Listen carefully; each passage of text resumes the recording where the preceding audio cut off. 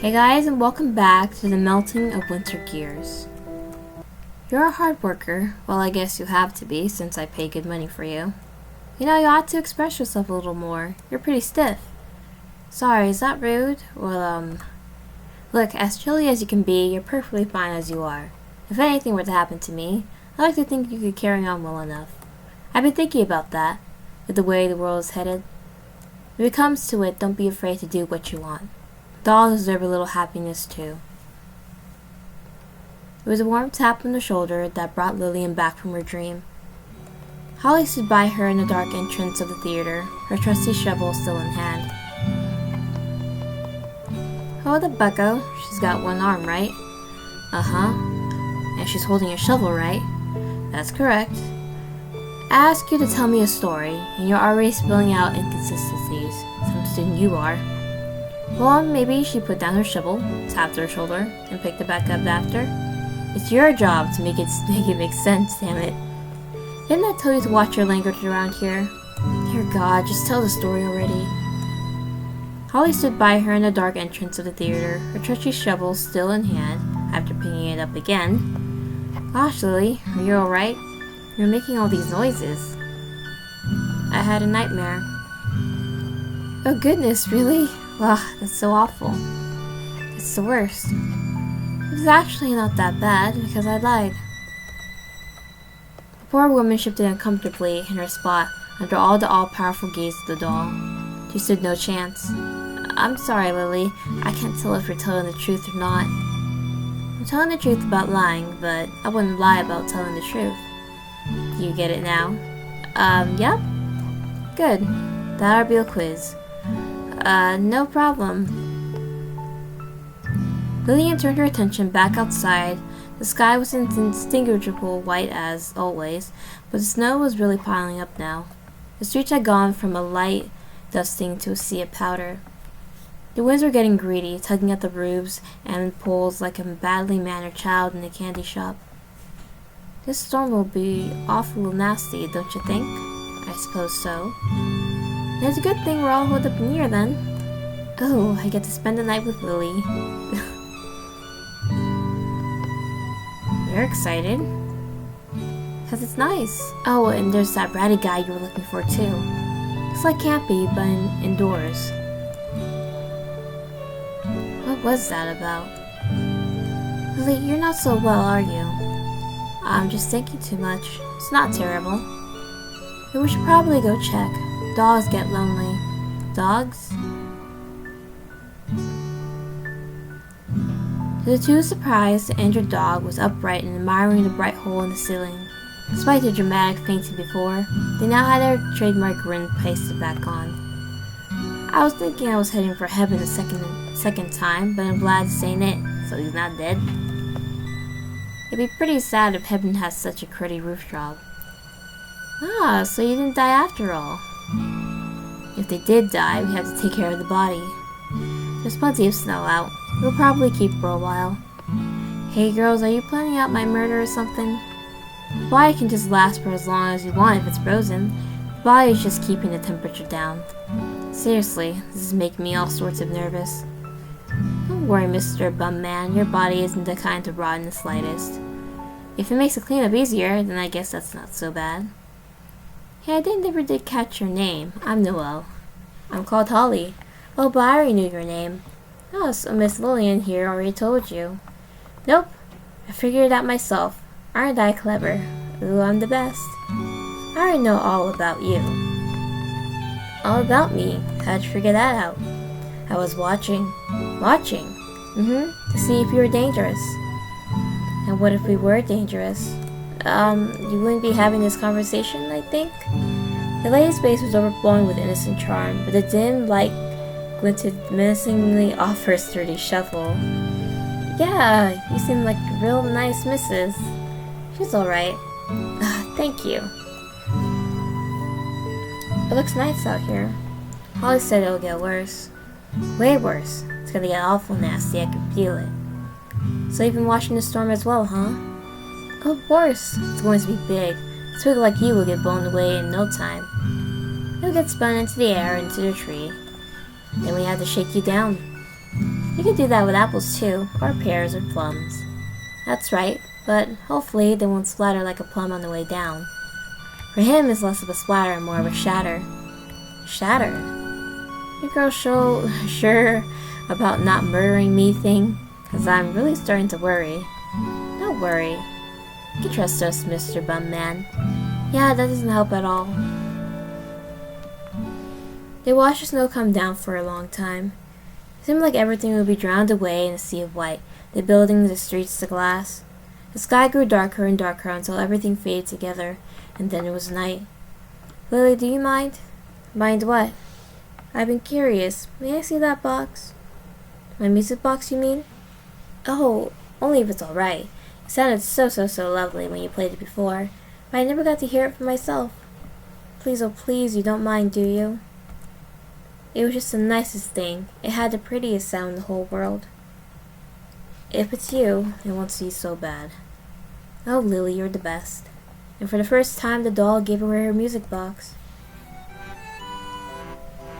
In the cold depths of the night, Lillian heard her song. It was steady, but it sounded so different. Something inside of her felt strange.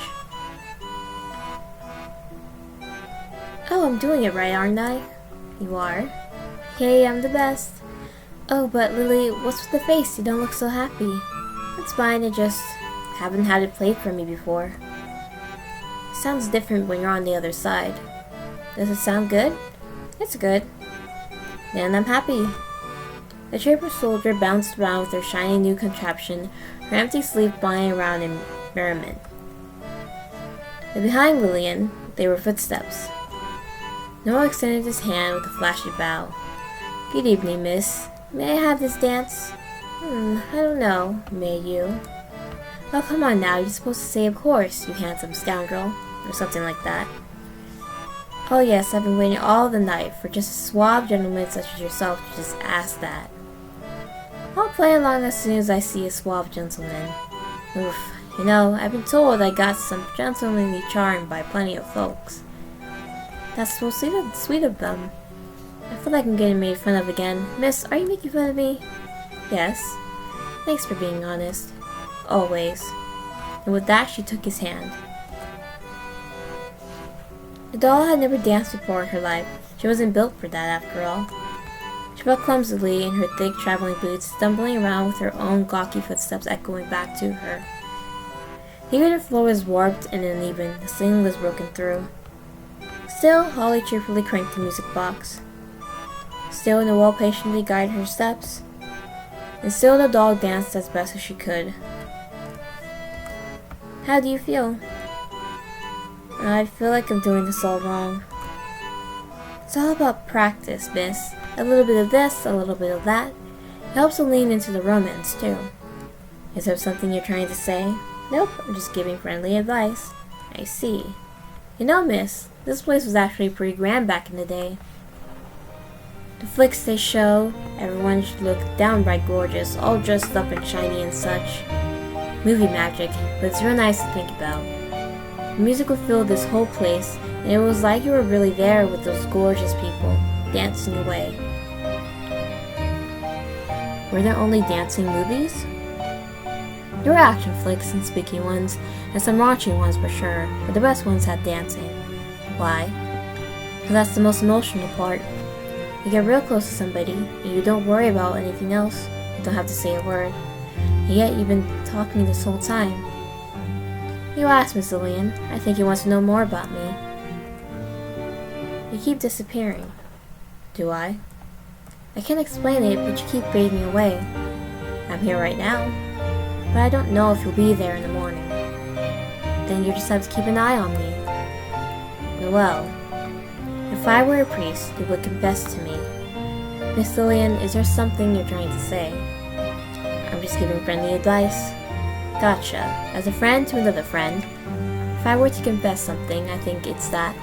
Lillian watched patiently. The wall's expression was just as exaggerated as before, but returned to something wistful. She held his hand tight. She wouldn't let him slip away. I think it's that my luck is all wrong. I was born all wrong, and no matter what I did, I couldn't do a single thing right. Not one damn thing. But all of a sudden I was lucky and played pretend for a while. How's that supposed to work? It's like all the luck in my whole life was saved up for this one moment. I just can't figure it out. Lillian, do you know? Because I'm happier than I ever was. I don't know how it even happened. With someone peeking from the frigid outside, the sight would have been an odd one. A trio of disheveled wanderers dancing as if they were nobles, tripping over the upset floorboards.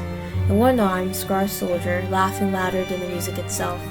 An untidy drifter with the poise of a well-mannered gentleman.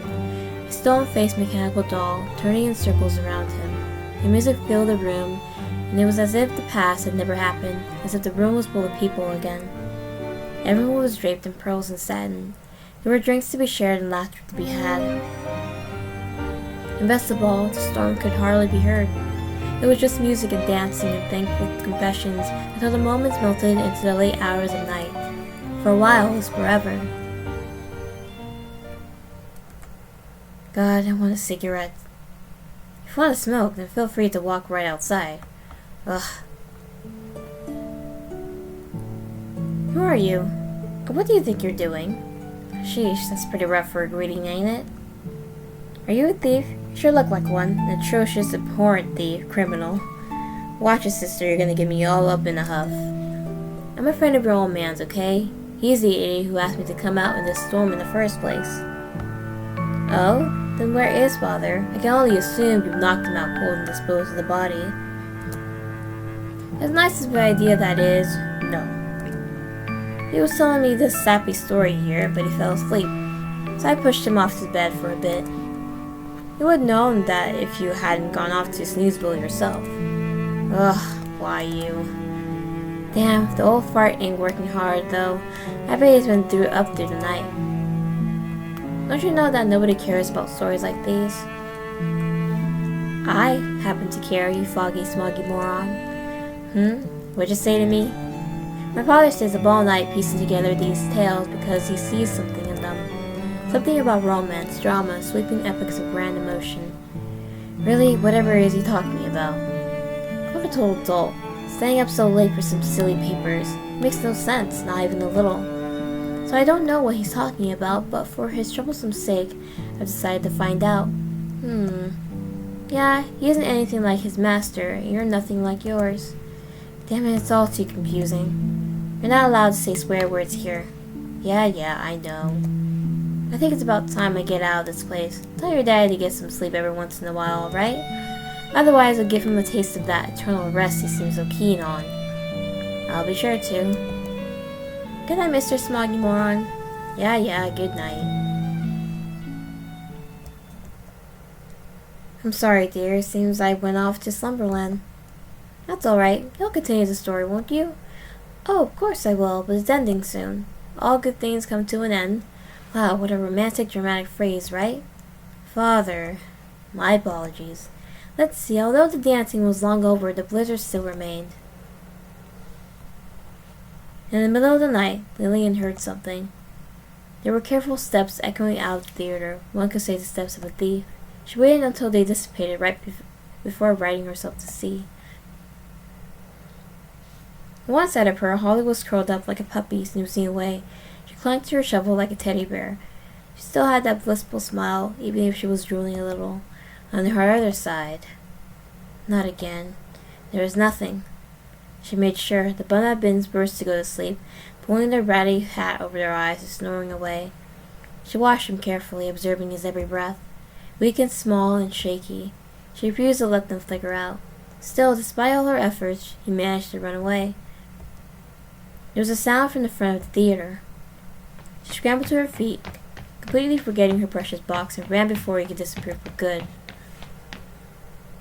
Gosh, Miss Lillian, it's too late out for running around like that.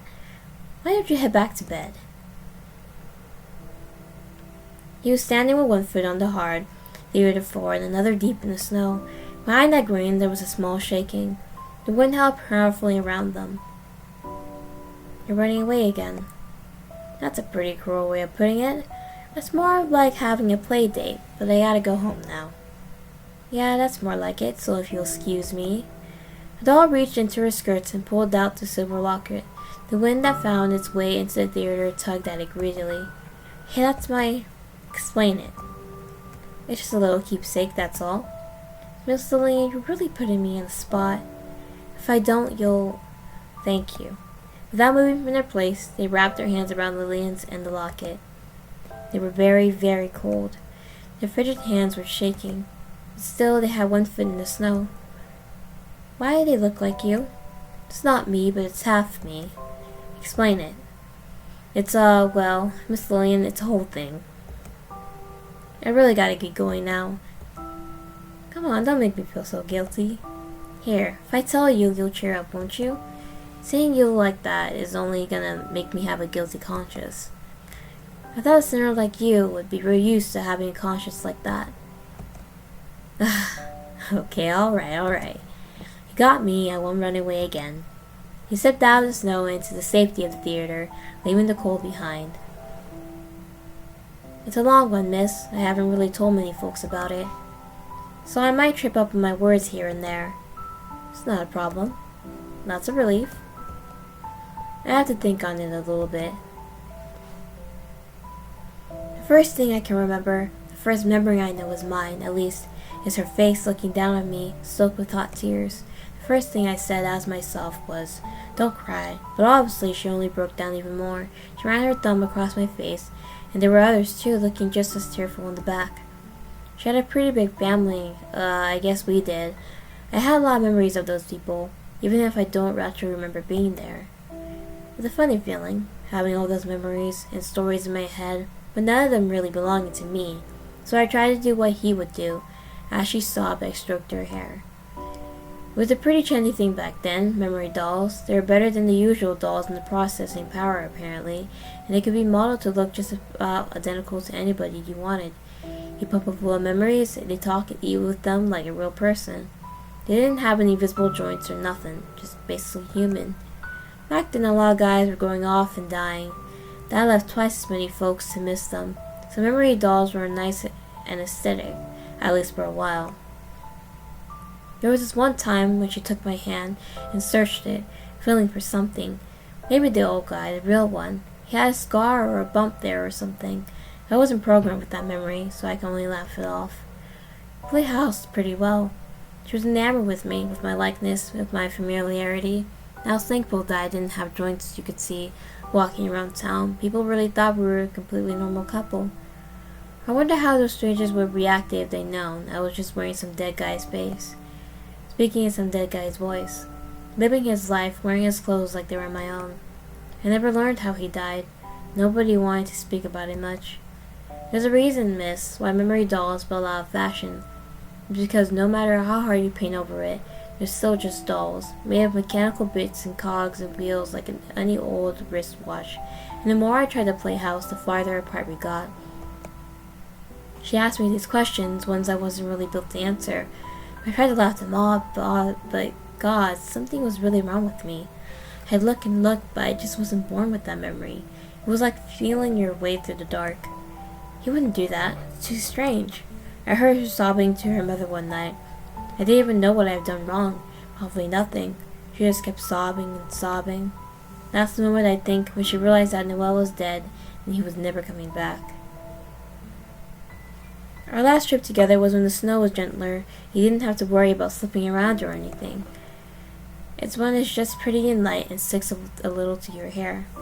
Miss Lillian, you should have seen it. This town back in the day was so alive.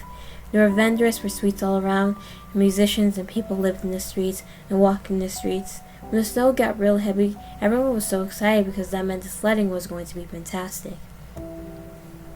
His theater was something else too. That was my favorite part. The big screen with the tiniest flickering grain, the swelling music, seeing people live 1,000 different lives. Being a movie star would be nice, wouldn't it? You get to be 1,000 different folks at once. The river wasn't always so dirty like this either. Geese used to swim around it. You could throw food down to them and watch them splash around. And when it got to be night, oh, how the stars reflected real pretty off that water. It was at the bridge that she gave the locket. She'd always worn it every single day since I could half remember. When she was fussing over something, she rubbed it with her thumb. She was riddling with it an awful lot right before she gave it to me. She had a killer smile. That's not the old me speaking, that's what I really think even now. So with that heart-melting grin on the romantic night, pushing the gift into my chest, she ran her thumb across the side of my face and said, "Don't cry." I wasn't crying, but she wasn't talking to me. "Wait for me here. I'll be right back." It had been a long time since she smiled like that, since she's always been real close to me at all. She pulled away with teary eyes. All at once, the gap between us became uncrossable. She walked off into the festival crowd and disappeared for good. I remember thinking the strands of her hair that fell from her braid looked kind of nice and wispy, how they floated in the air a little. A memory, all my own. I wasn't quite sure, but I like to think that I cherished that all by myself. The festival ended and the sun came back up again. The streets were clean and the sun went back down. The snow piled up around me. I didn't think in the slightest move. That's something only a doll would do. "Wait for me here. I'll be right back." I know exactly what that meant. The thing about people is that they say and do a lot of empty things, use a lot of simple words to fill the air for the sake of it. But dolls are too efficient, too mechanical to do that kind of thing. Dolls don't waste breath. Hell, dolls don't breathe. They have everything in place already. I can push air in and out, but I still don't breathe. I can get parts replaced, and I still can't get tired. I'll follow whatever command, even if it's completely weightless. Memory dolls aren't around anymore. They're just not very practical. Where people are for themselves. One way or another, I got to traveling around. Gosh, Miss Lillian, the world is so big. There's water that goes on forever, and mountains that fly into clouds, and sunsets in all sorts of colors. I was lucky enough to catch a few odd jobs here and there, enough to cover a night at the hotel. I could save money on food. I didn't need it. That's one perk to being a doll, I guess. No matter how far, I would find myself back here again. As soon as the snow started falling real gentle-like, the bridge and all its stars would be waiting for me. She said she'd be right back, so I waited. The festival was always nice. There was dancing and lights all around. It was really something to make you feel all filled up with fireworks inside, but it would die out like a candle and I'd be left in the dark again. A year of lights, a year of fireworks, a year with a little less people, a year with posters pasted all over the walls. A year where trains shut down, so I had to walk a whiles. A year where the festival was gone for good. The town was flickering out like a light, but I couldn't help but come back. The year where the smoke wasn't too long ago. The trains had been gone for a while, so I was trudging through the snow, curling up where I could. Sometimes in the distance you could hear something awful sharp. I hope we never have to hear something like that, Miss Lillian. Something that rings right through your cogs. You see, I'm a real idiot, so I kept going. That sound. It's like a glass in your ear, like a clink. The night was filled with stuff like that. When I arrived, the town was halfway wrecked. The only thing in the streets now were these stiff mechanical guys marching with their helmets clanging around. Everybody with the means had left by that point, and those without were huddled up in their house. It gets buzzy, but I remember the bits.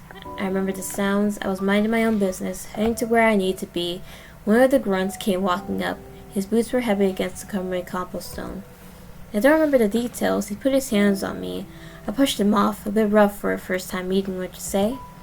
He had this ugly dark something strapped to his back, and just looking at it, I could hear the clinking sound. That's what caused all the echoing in the night. I like to say empathy makes the world go round when I say things like that. I know there are folks out there who just don't see the appeal. I still had a place to be, so I made a mistake. Oh? There was no blood or bone, just shards of myself flying into the sky. It was funny. I got to thinking something pretty strange. Those ugly things they carried, they were made for killing. But I wasn't a person. I wasn't dead. Maybe they made a mistake. Maybe they thought I was a person. Something else funny popped up into my head, Miss Lillian. If I was a person, I'd be turning the snow a pretty shade of scarlet, but instead there was one thing burning through my mechanical head. Wait for me here. I'll be right back. The doll who got me, they must have just been following orders. That's all I was doing too, because no matter how far I went, no matter how hard I tried, I could not hear those words. That's what being a doll is. It's waiting for a long, long time, I think. Or at least that's how I see it. And the locket? That's him, the real me, or something like that. It might be hard to figure it out, as I've been skipping on my upkeep. That's how handsome I'd look if I worked at it. The doll didn't know what to do. There was too much to absorb all at once, but even then, she could see it. The years and years of wear, the faintest crack along his lips. The way they'd barely been able to keep up with her just a few days before. Noah had been without a home for too long, and now their body, however human, however mechanical, was paying for it. You're still going to go out, aren't you? The storm will only get worse. I know that. You'll get blown away. I know that too. But I don't want you to. A sob jingling in Lillian's palm was a fat purse of coins she posted at Noel's chest. Mr. Noel, might I make a selfish request? I'll even pay you extra. I gave that to you, miss. Double. Double. Triple our walk. That's terribly selfish. You're a greedy bum after all. She dropped the purse into Noel's hand. Okay, miss, now I've got my payment. What do you want to get out of this here greedy bum? I want your company. That's it? Is it too much? Noel looked out into the wind-swept town. Just beyond was the bridge they were tied to. The command echoed into their head as it had for many years. Their bodies shook ever so slightly. They could almost feel it now. The ice and snow could cover them up completely, how they'd be reduced to nothing until it all melted away. Lillian's gave their tattered coat sleeve a small tug. You can watch it for a little while. Yes. And so the two settled down by the entrance to watch the snow come down. If the locket's so special to you, then how did you lose it? Birds. I'm telling you, miss, I was personally attacked by birds. One singular bird. You must have seen that mop of yours and thought it'd be a nice nest. Ha, gosh, is it that bad? Relative to actual bird's nest, it's extremely handsome. You have a way with compliments, miss. Well, anyways, I was fiddling around with it when this bird just comes out of nowhere and just takes it right out of my hand. Then it was just circling out over the river. Miss, they were taunting me. So what do you do about it? Well, I sounded out. I got up on the railing and jumped at it. It was right there, you see. I could have gotten it if I would just gone a little farther. I knew it. You do have brain damage. But then one thing led to another, and I ended up getting washed down the river with the rest of this trash. Does it really mean so much to you? Yes, it does. That's all I've got of her. It doesn't have her face or anything, but it's all I've got. I think she did what she did because I reminded her too much of him. I also think she left me this because he reminded her too much of me. Funny how that works. But that's what you consider funny. You really got to work on your sense of humor. I've been told I'm a pretty funny guy, though. Mostly in the head, but a pretty funny guy nonetheless. Oh, in that case, you're hilarious. Ah, thanks. Hey, miss, what do you do next? Holly says we'll go live. That sounds pretty nice. I don't know exactly what she's referring to, but I want to find out. The way she talks about it makes me think she doesn't know either. So we'll find out together. What? I didn't think I'd hear you talk like that. It's nice. I don't understand. Before you sounded so different, like you didn't mean what you were saying, or at least weren't sure of it. But now I don't have to worry about the slightest. I would like it if you would come too. That would be nice. If you get tired, Holly would carry you. I could use my money to get you repaired. Noel, I'm here. Don't go yet. I won't. Just a little while longer. It's all right, miss. I'm right here. In the midst of that fiercely stormy night, the doll, once so cold and expressionless, was finally overcome with an indescribable warmth, a feeling that seemed to flood the entire room in a gentle embrace. How sweet, how kind, how fragile. It was far too good to be true. The moment was soon to be extinguished with all the grace of a candle in the storm. But the doll, even knowing this, lay still until the breath melted into silence. Next time we meet, I'd like to have a different face and a different voice. One that belongs to me, because next time I want to meet you at myself. Good night, Lillian. Take care of yourself. Good night, Noelle. It was nice meeting you. And so the night melted into the morning, and with it a new resolve was born. The end. That's it. So refreshing to finish a good story, isn't it? I feel like I've been born anew. I don't know. Oh, you mean you didn't like it? Father, you make it sound like a happy ending, but it isn't. The ratty guy should have gone with them, and that awful cat, what happened to them? There's no resolution at all? Calm down, dearest, that's just the nature of stories sometimes. The paper trails off there. That's all we got to work with. The father... Oh, would you look at that? The storm has completely subsided. Hooray! See, the story helped you forget the weather, and it helped you learn the past. That's the true value of it. To listen to the voices of the many that would otherwise be lost. I suppose that's alright. Now, how about we go out and get some hot milk before the bed? I'll go ask Mother to heat some up for us. Alright. Father left his papers out. It would be a shame if it ended like this. That dolt must have missed something important. Now let's have a look here.